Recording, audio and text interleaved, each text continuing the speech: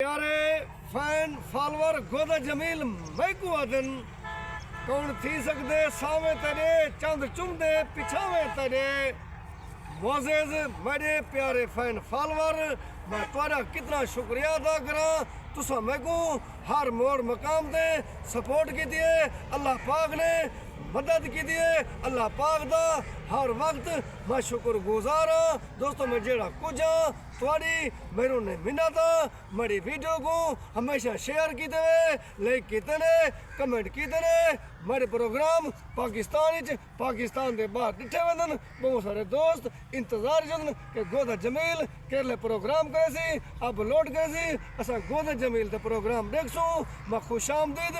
welcome अदा मैं दोस्तों को दुआ करना दोस्त भी मैं को दुआ करन मैं अपील करना दोस्तों को हर वक्त